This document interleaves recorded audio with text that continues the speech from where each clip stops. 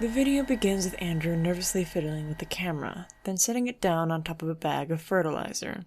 It's barely sunrise, and he's already beginning to fill a watering can and starting to tend to the flower beds on the rooftop of the apartment complex.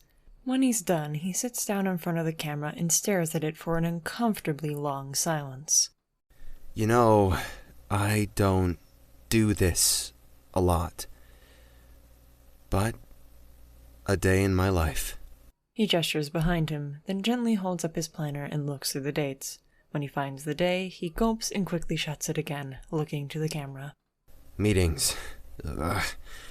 But then a nice day. So I open the shop until noon, take lunch, and come back for the night. That's my day. He reaches out and turns off the camera. When it turns back on, he hefts it up to a higher shelf and turns on a track of music in the background. A soft indie folk tune fills the room as he turns the lights on, pulls up the shutters, and begins setting up decorations of hearts and other romantic symbols. Valentine's Day. But I told myself not to put the roses out today. They're special order. Otherwise, they need to choose flowers with more meaning. Like these. He hefts up 2 large vases, placing them both in the window displays and facing them out before picking one up and tucking it into his overall pocket. Red amaryllis. Some of the most romantic flowers I know. Symbolizing beauty, love, romance, and luck in some cultures. So it fits. He stares at the vase of flowers for a while longer before snapping himself out of the trance and turning the sign to open and unlocking the door before moving a vase of primroses to the front of the shop. So begins the day. I'll check in for lunch. He reaches up and turns off the camera. When the video returns, he's walking down the street, recording his feet as he walks along the path, soon arriving at a park and sitting down at the closest bench, recording some of the flowers around the area. You know, the caretakers here do a good job, but they put invasive plants next to ones that are almost impossible to grow if they're not on their own. So... The video abruptly cuts off, then picks back up as he walks up to another storefront, a cafe called Calmomile. He sets the camera down, facing the street outside, before briefly walking away and the sound of him placing an order and then returning to the table. Hot chocolate is always nice when it's about to rain. The shop owner comments how it isn't even cloudy, but Andrew just leans back in the chair a little. I know, Amaryllis. Oh, that reminds me. Here. He gets up from the table once again. When he returns, he picks up the camera and briefly turns it to himself, forgetting where the power-off button was.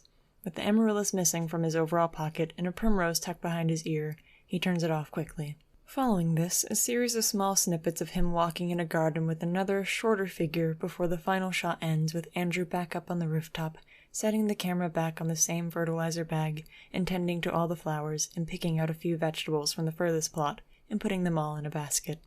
When he returns to the camera, he kneels down and hesitates for a moment.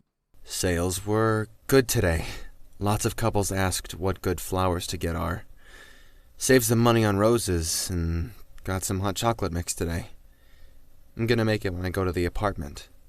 But I don't have a lot to talk about with this kind of thing. I don't do a lot. Hearing a distant bark, Andrew blinks and smiles just a little, wandering towards the door up to the roof. He pauses for a moment, then whistles.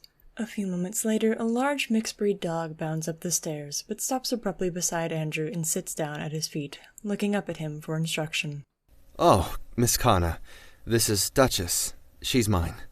A spark of inspiration crosses his mind, and he leads Duchess with a simple hand command towards the camera, sitting down beside her in front of it. She's a mix of husky and Bernese mountain dog.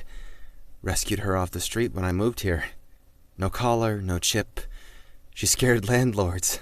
I gave her food one time, and she's been mine ever since. He gently lifts her head up to reveal a soft pink collar and a dog tag in the shape of a crown showing her name etched into it.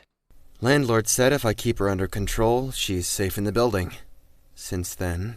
He backs away from the camera, whistling for her, and she follows. After that, he does a series of tricks with her, only communicating with a series of different whistles. She goes through all basic dog training commands, and even takes the basket of vegetables from him and sets it beside the door. When he's done showing what she can do, he returns to the camera and hesitates. A day in my life. The most important parts of it are my amaryllis and my girl, not my talent.